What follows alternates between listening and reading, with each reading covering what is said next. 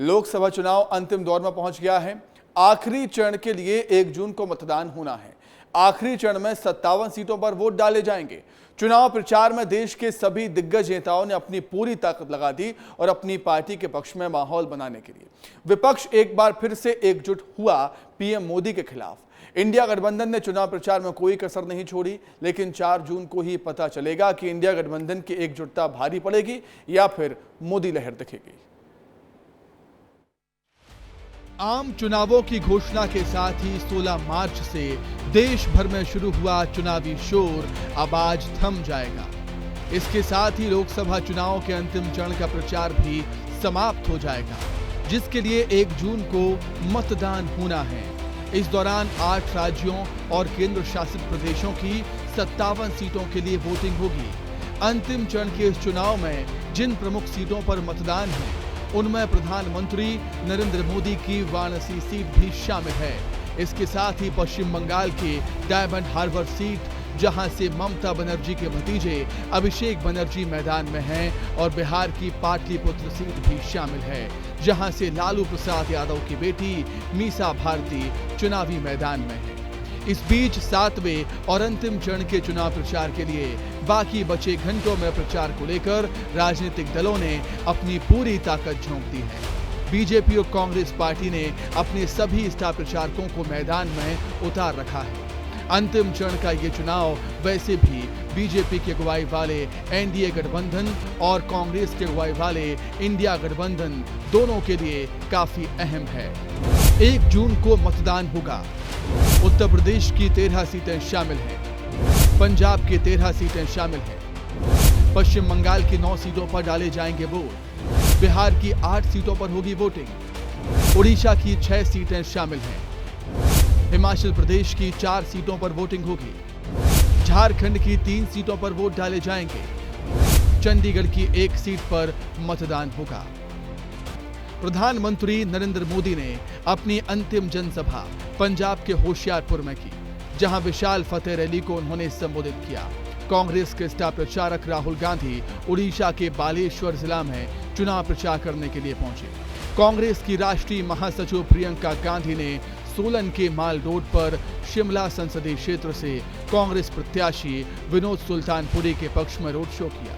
सपा प्रमुख अखिलेश यादव ने महाराजगंज में इंडिया गठबंधन के प्रत्याशी वीरेंद्र चौधरी के समर्थन में रैली को संबोधित किया। दिल्ली के सीएम अरविंद केजरीवाल ने पंजाब का दौरा किया।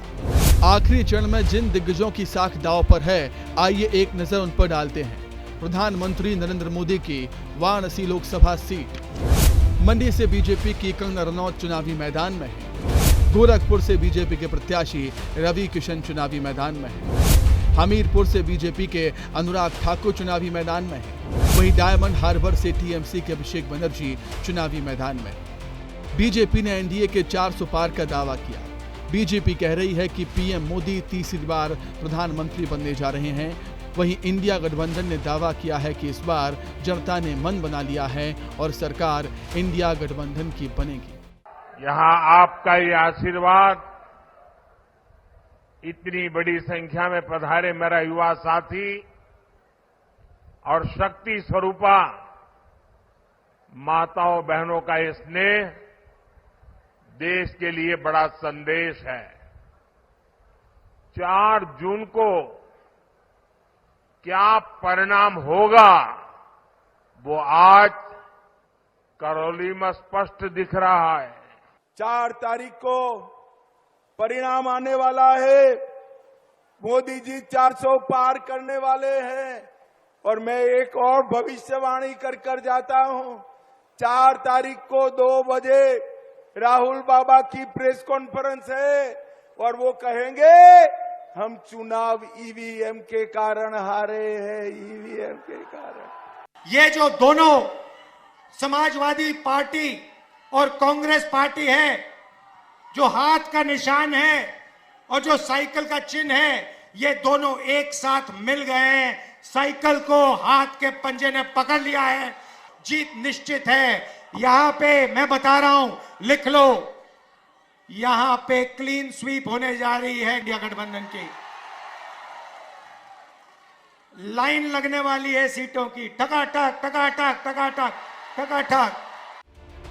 सभी के अपने अपने दावे हैं। सभी राजनीतिक दलों ने अपनी पूरी जान लगा दी चुनाव प्रचार में। बीजेपी, कांग्रेस, समाजवादी पार्टी, आम आदमी पार्टी, टीएमसी, विपक्ष एकजुट होकर 2024 का चुनाव लड़ा बीजेपी के खिलाफ। देखना होगा विपक्ष की एकजुटता बीजेपी पर भारी पड़ेगी या फिर इस बार भी मोदी लहर देखने को मिलेगी। ब्यूरो रिपोर्ट, विस्तार न्यूज। और इसी पर अधिक चर्चा करने के लिए सीधे हम राजधानी दिल्ली का रुख कर लेते हैं। हमारे सहयोगी अमृत तिवारी हमारे साथ जुड़ गए हैं लाइव। अमृत, अब जो लोकसभा चुनाव है वो आखिरी चरण में पहुंच चुका है, अंतिम दौर में पहुंच चुका है। 1 जून को वोट डाले जाएंगे और लोकसभा चुनाव हो जाएगा खत्म।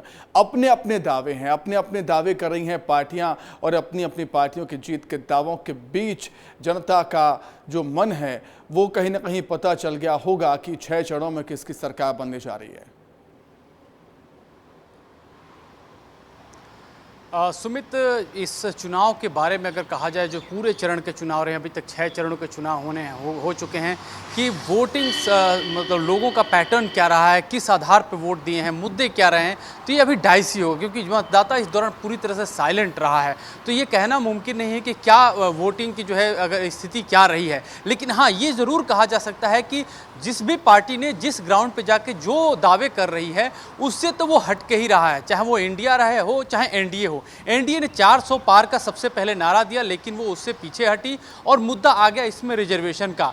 कांग्रेस पार्टी जो है वो जहां 400 पार के नारों को लेकर अटैक कर रही थी, उसने भी चुप्पी साधी।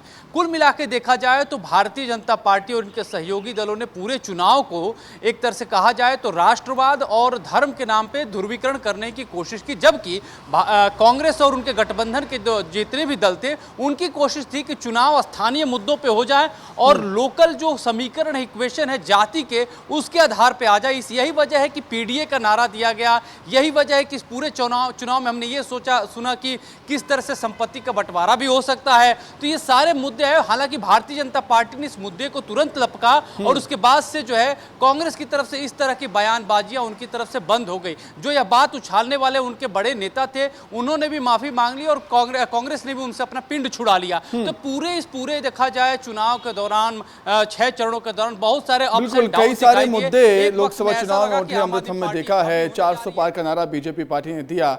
देखने वाली बात होगी कि ये इस दावे में कितना दम है। 4 जून को पता चल ही जाएगा। अमृत, बहुत शुक्रिया आपका जुड़ने के लिए, तमाम बातचीत के लिए।